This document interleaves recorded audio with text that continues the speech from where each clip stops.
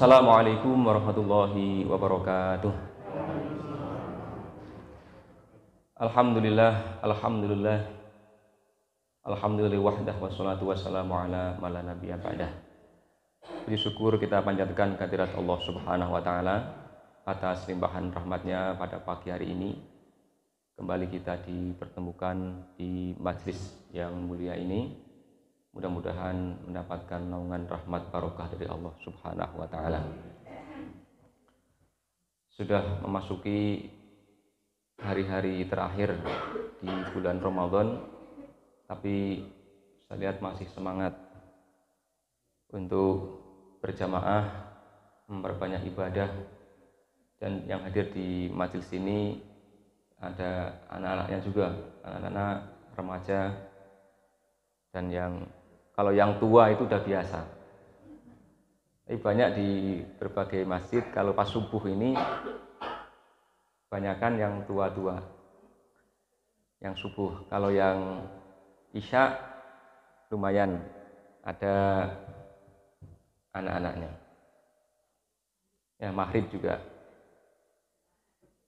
Shalawat dan salam semoga senantiasa tercurah kepada baginda Rasulullah Sallallahu Alaihi Wasallam beserta keluarga, para sahabat dan seluruh pengikutnya yang istiqomah mengikuti sunnah-sunnahnya.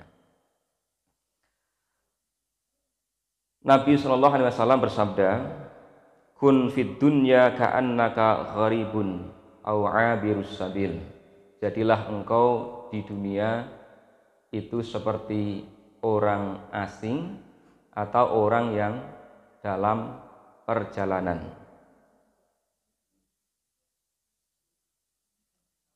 Wa'udda nafsaka min ahlil kubur, dan siapkanlah dirimu sebagai calon penghuni kubur.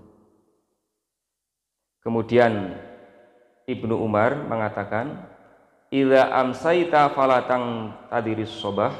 Apabila engkau berada pada sore hari, maka janganlah menunggu pagi hari.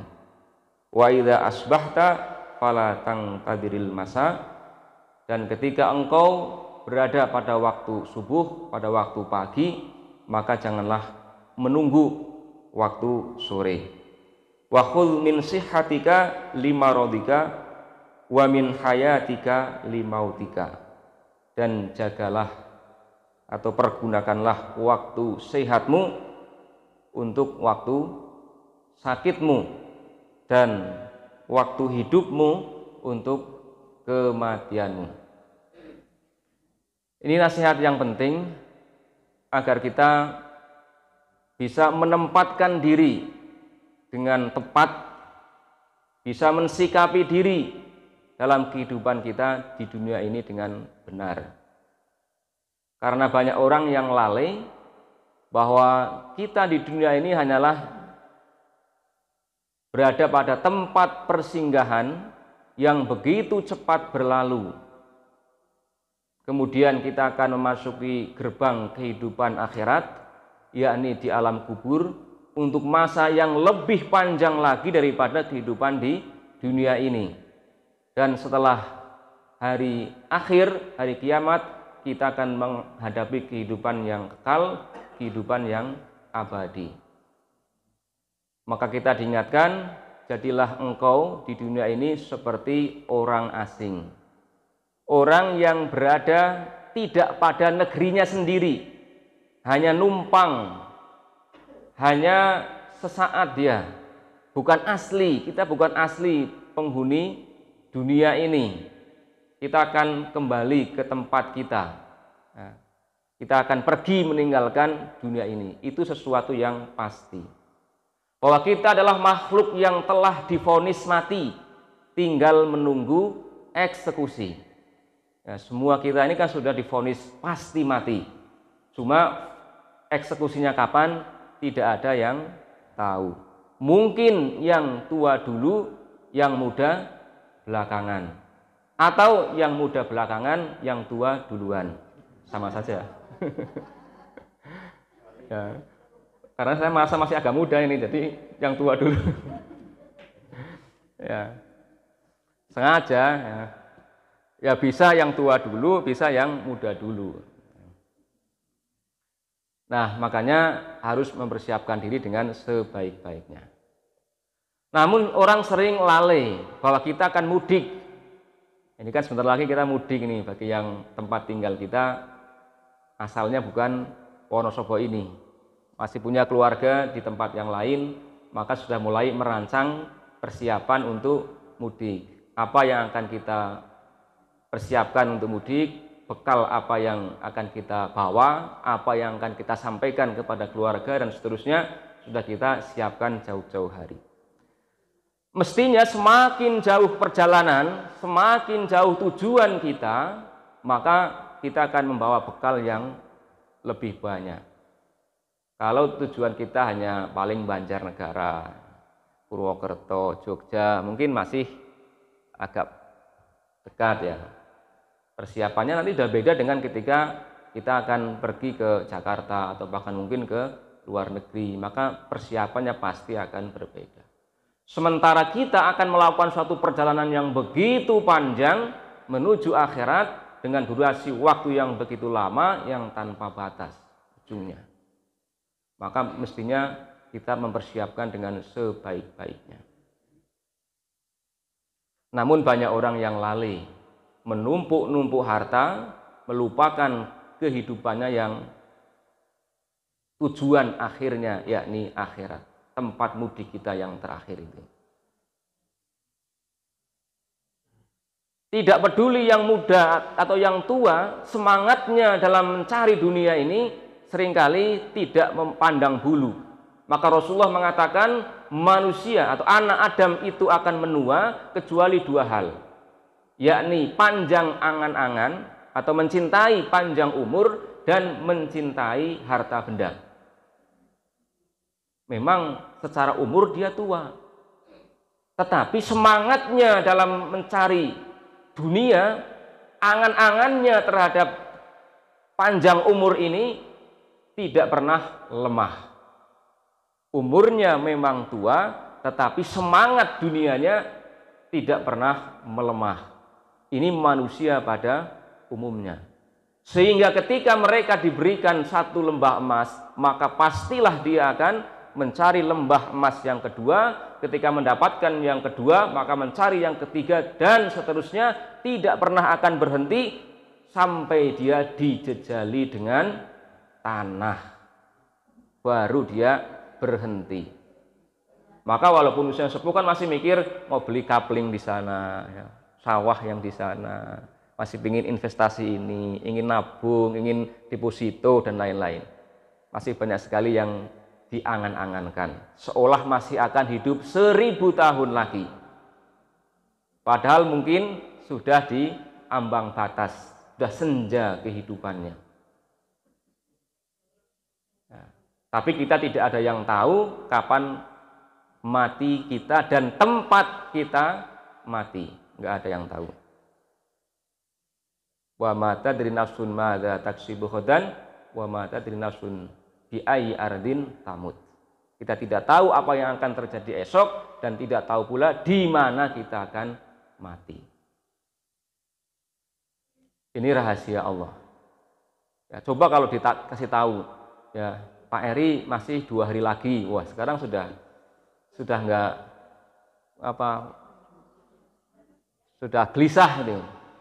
Ketemu orang akan tanya berapa hari lagi kamu matinya. Wah.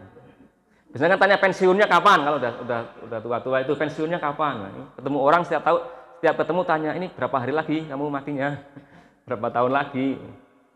Ya. Walaupun ada untungnya nanti sebar undangan itu, hadirlah pemakaman kami. Ya.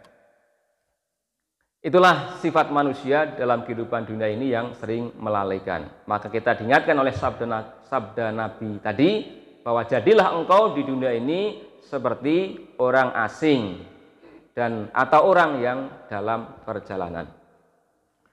Selanjutnya saya akan menyampaikan satu risalah kecil, masih kaitannya dengan tema utama kita tentang mudik ke akhirat.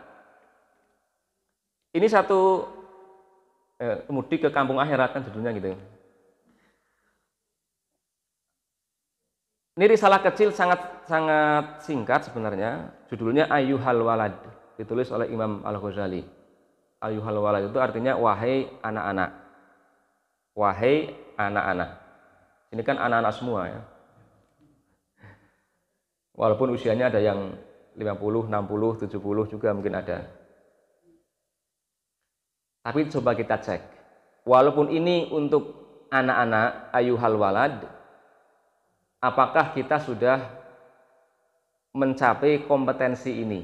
Kalau di sekolah itu kan istilahnya standar kompetensi. Apa sudah mendapatkan atau mencapai kompetensi ini? Kalau belum, berarti kita perlu turunkan standar kita menjadi anak-anak. Nah, kalau belum mencapai, berarti kita perlu turun kembali ke dunia anak-anak. Yang pertama, tanda berpalingnya Allah Subhanahu wa ta'ala dari hamba ialah kesibukannya dalam urusan-urusan yang tidak penting bagi dirinya. Ketika kita disibukkan dengan urusan-urusan dunia secara berlebih-lebihan yang tidak begitu penting bagi persiapan kita untuk masuki alam akhirat, kehidupan yang hakiki di akhirat, berarti atau tandanya Allah itu berpaling dari kita. Maka hari ini yang banyak yang pindah, ketika kesibukannya pindah dari masjid, pindah ke depan sana, di pasar, ke toko-toko, ke mal-mal, dari masjid pindah ke jalan-jalan, dari masjid pindah ke terminal, dari masjid ke warung-warung, dan seterusnya. Sibuk sekali dengan urusan dunia kita, apalagi perpegan ini, mumpung lagi perpegan, sehingga melupakan amalan ibadah di 10 hari yang terakhir bulan Ramadan. Maka waspadalah, waspada, Allah berpaling dari kita. Karena kita berpaling dari Allah, maka Allah pun berpaling dari kita. Ini yang pertama. Maka evaluasi diri kita di 10 hari yang terakhir, semakin kencang, semakin kuat kita dalam beribadah atau justru semakin lemah. Kemudian yang kedua, ini saya tidak urut biar tercukupi waktunya. I'mal lidunyaka biqadri maqamika fiha. Bekerjalah, beramalah untuk duniamu biqadri maqamika fiha, sesuai dengan kadar masa tinggalmu di dalamnya. Beramalah kita untuk dunia ini, mencukupi kebutuhan-kebutuhan kita di dunia menurut kadar berapa lama kita akan tinggal di dunia ini. Ini masih ada hubungannya dengan hadis yang pertama, yang kita disuruh untuk berpikir, merasa, dan menjadi orang asing, orang yang dalam perjalanan dalam menempati dunia ini. Singkat, namun sangat menentukan. Ketika kita menyadari bahwa kita di dunia ini hanyalah singkat saja, maka mestinya kita dalam memenuhi kebutuhan kita di dunia, ya sebatas apa yang kita butuhkan, yang kita perlukan dalam waktu yang singkat. Wa'mal li akhiratika biqadri baqaika fiha, dan beramalah untuk akhiratmu menurut kadar kekekalanmu di dalamnya. Jangan terbolak-balik. Untuk akhirat kita menyepelekan, tidak persiapan dengan matang. Untuk urusan dunia yang hanya singkat saja, kita mati-matian membelanya. Pergi pagi, pulang petang, pinggang pegal, pantat panas, tetapi penghasilan tetap pas-pasan. Nah, ini repot. Wa'mal lillahi biqadri hajatika ilaih, dan beramalah engkau untuk kepada Allah karena Allah, biqadri hajatika, sesuai dengan kadar kebutuhanmu ilaihi, kepadanya. Siapa sih yang nggak butuh kepada Allah? Karena segala sesuatu bergantung kepada Allah. Allah lah yang menentukan, Allah lah yang memutuskan, Allah lah yang maha kaya, Allah lah yang maha kuasa, Allah tempat kita bergantung. Hidup dan mati kita di tangan Allah. Maka ungkapan ini kan hanya ungkapan retoris saja.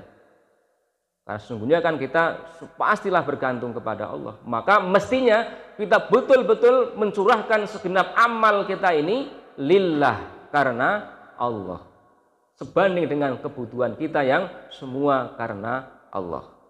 Semua butuh Allah. Wa'mal linnari biqadri sabrika 'alaiha. Dan beramallah linnari untuk neraka. Bagi neraka biqadri sabrika 'alaiha, menurut kadar kesabaranmu terhadapnya.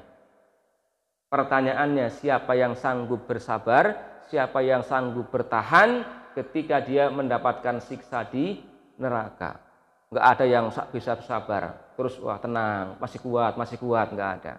Karena seringan-ringan orang diazab di neraka adalah yang dipanasi kakinya, jari kakinya sudah menjadikan dia ubun-ubunnya mendidih. Maka panas api di dunia ini tidak ada bandingannya dengan panas api di neraka. Maka sekali lagi ini ungkapan retoris, silahkan engkau berbuat sesukamu menurut kadar kesanggupanmu dalam menahan siksa neraka.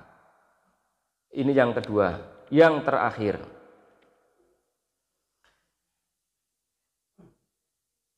Hatim al-A'sam, salah seorang sahabat Syaqiq al-Balkhi. Suatu hari Syaqiq bertanya kepada al-A'sam ini, Hatim al-A'sam, engkau telah menemaniku selama 30 tahun, telah belajar kepadaku selama 30 tahun.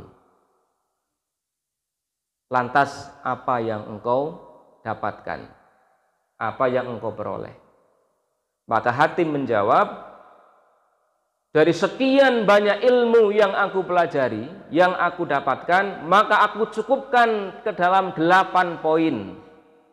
Yang 8 poin itu saya merasa cukup bagiku untuk mendapatkan keselamatan di akhirat. Lantas Syaqiq bertanya, apa saja itu wahai Hatim? Maka Hatim menjawab, yang pertama, aku melihat kepada manusia, maka setiap orang itu mempunyai kekasih, mempunyai sesuatu yang dicintai atau mencintainya. Namun di antara kekasih-kekasih itu ada yang hanya menemaninya ketika senang, ada yang mau menemaninya ketika susah juga, ada yang menemaninya ketika dia sakit, ada yang menemaninya juga ketika dia meninggal sampai mengantarkan ke kuburnya.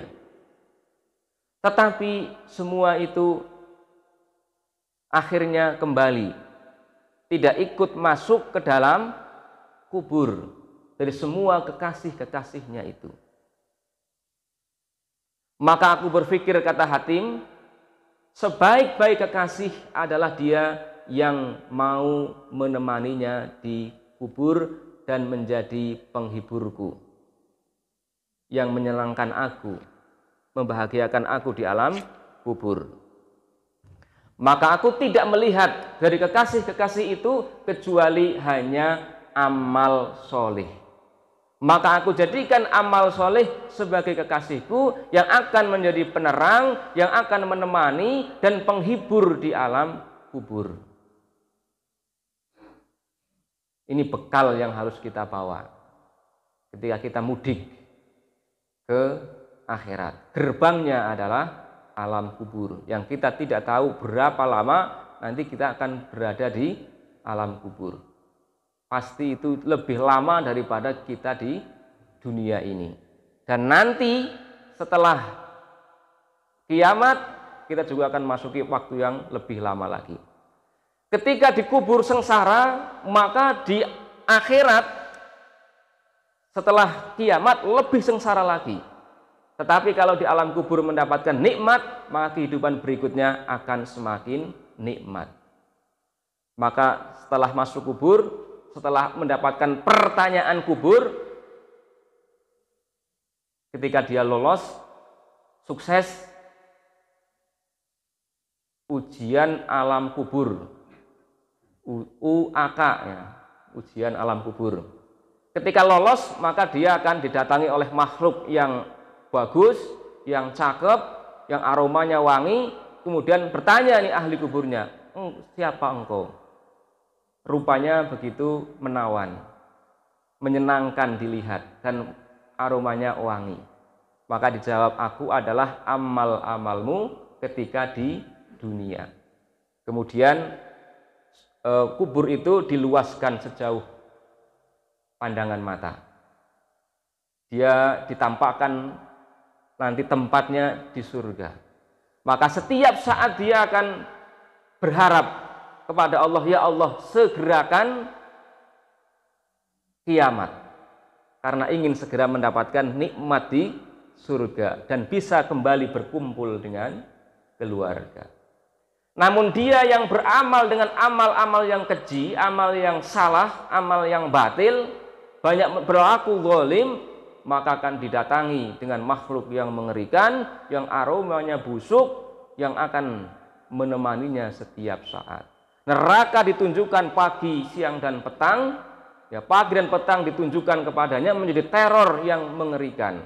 Dan dia selalu khawatir dan berharap agar kiamat jangan segera terjadi. Mengapa? Karena setelahnya ini akan memasuki masa yang lebih mengerikan lagi. Kemudian yang kedua, kata Hatim, aku melihat banyak manusia mengikuti hawa nafsu dan bersegera memenuhi keinginan nafsunya. Maka aku kemudian merenungkan firman Allah, wa amma man khafa maqama rabbih wa nahan nafsa 'anil hawa fa innal jannata hiyal ma'wa. Dan adapun orang-orang yang takut akan kebesaran, keagungan Tuhannya dan menahan hawa nafsunya, fa innal jannata hiyal ma'wa, maka surgalah tempat tinggalnya.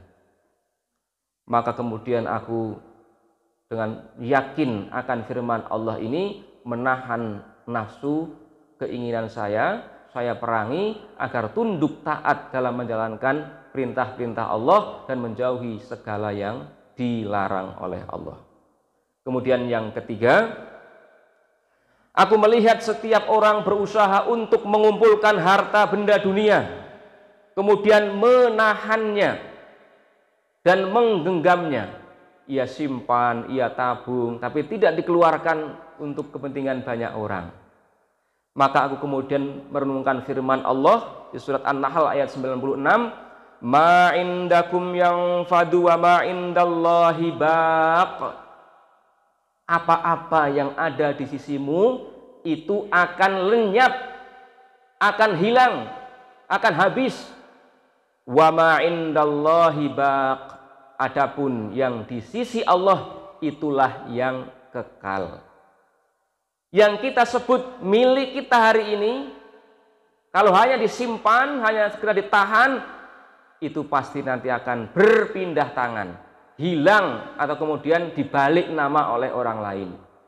BPKB-nya nanti dibalik nama, rumah sertifikatnya nanti dibalik nama, pindah kepemilikan kepada ahli warisnya, atau bagaimana yang kemudian pasti berpindah tangan dari kita. Maka semua yang ada di sisi kita pasti akan lenyap. Dan yang di sisi Allah itulah yang kekal. Maka kalau kita mencintai harta dengan cinta yang betul, maka sedekahkan, maka infakkan, dibelanjakan di jalan Allah, maka itu akan menjadi simpanan yang kekal di sisi Allah. Dan akan berbunga, bertambah dengan berlipat-lipat melebihi bunga deposito di bank. Nah, itu pasti. Kemudian yang keempat, aku melihat sebagian manusia menganggap kemuliaan, kebanggaan adalah pada banyaknya golongan, banyaknya suku, banyaknya pendukung, banyaknya followernya, banyaknya pengikutnya. Sebagian lagi menganggap pada banyaknya harta, banyaknya anak-anak.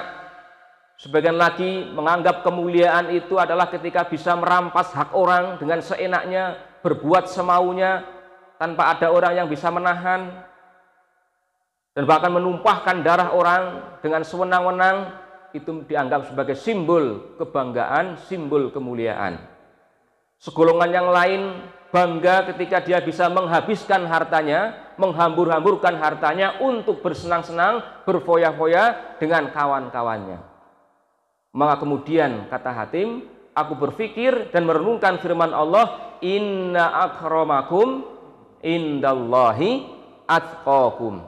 Sesungguhnya yang paling mulia di antara kalian di sisi Allah adalah yang paling bertakwa.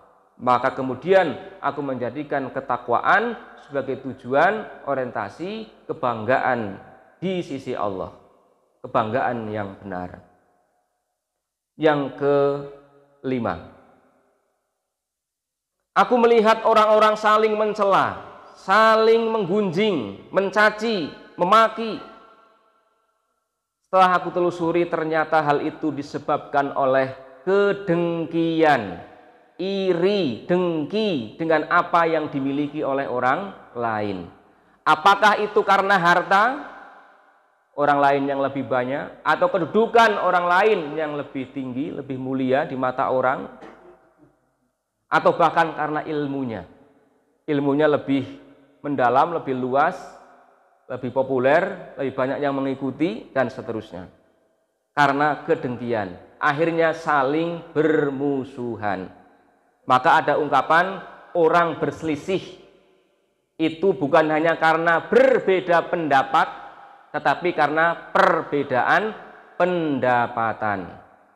Nah, karena perbedaan pendapatan, maka orang akhirnya banyak berselisih. Tidak hanya beda pendapat, tetapi beda pendapatan, beda kedudukan, dan sejenisnya.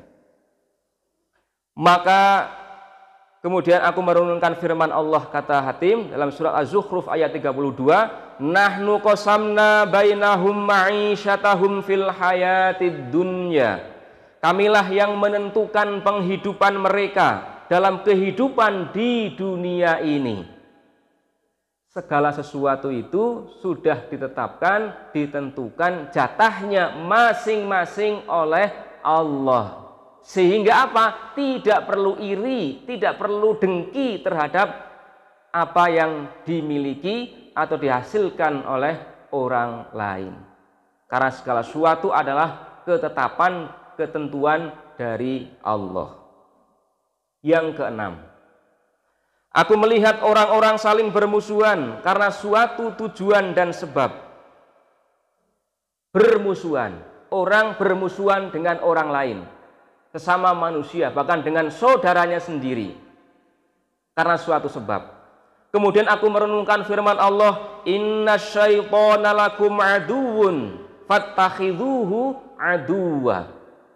Sesungguhnya setanlah musuh bagimu, maka jadikanlah dia itu sebagai musuh. Kita sering bolak-balik, yang setan kita jadikan teman, yang teman kita jadikan musuh, saudara kita jadikan musuh, hanya karena perbedaan faham, perbedaan organisasi, perbedaan kejabatan dan seterusnya, menjadikan saudara teman kita sebagai musuh. Padahal musuh sesungguhnya adalah setan. Setan malah dikasih pakan itu, disajen. Ya. Yang ketujuh,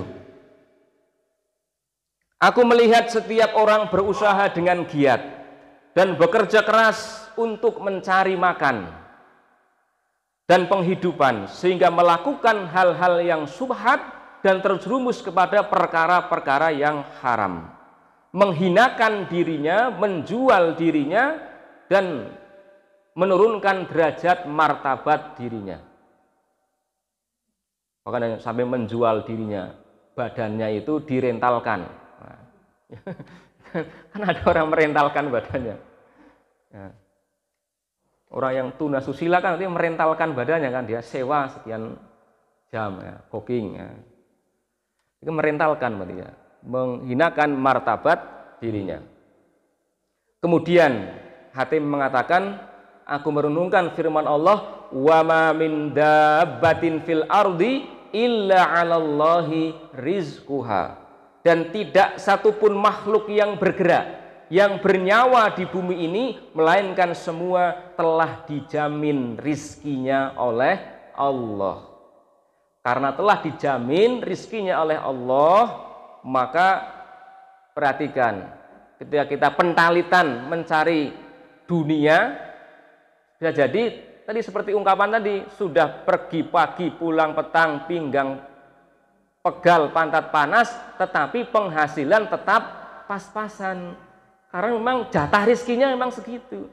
Tapi ada yang mungkin ya, biasa saja, dia ternyata dia mendapatkan yang lebih. Bukan berarti saya nyuruh udah santai sajalah, nggak usah bekerja, ya tidak begitu. Bekerja dengan giat, rajin, tetapi ingat bahwa ketentuan itu, ketetapan rizki di tangan Allah.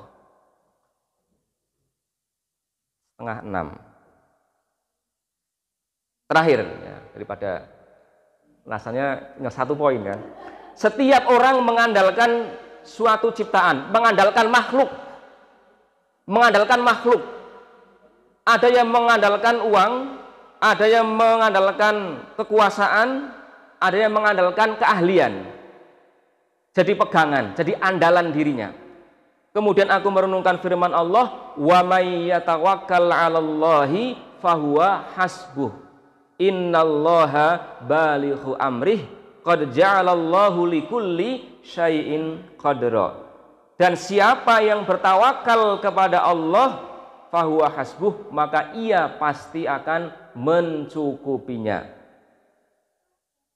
Sesungguhnya Allah melaksanakan urusannya, sungguh Allah telah mengadakan ketentuan bagi setiap atau segala sesuatu. Quran surat At-Tolaq ayat 3. Ini yang poin terakhir adalah agar kita bersandar, bertawakal hanya kepada Allah. Demikianlah beberapa poin yang mudah-mudahan menjadi bekal kita ketika kita mudik ke kampung akhirat. Billahi taufiq wal hidayah. Wassalamualaikum warahmatullahi wabarakatuh. Kita akhiri dengan doa kifaratul majlis. Subhanakallahumma wa bihamdika asyhadu an la ilaha illa anta astaghfiruka wa atubu ilaik.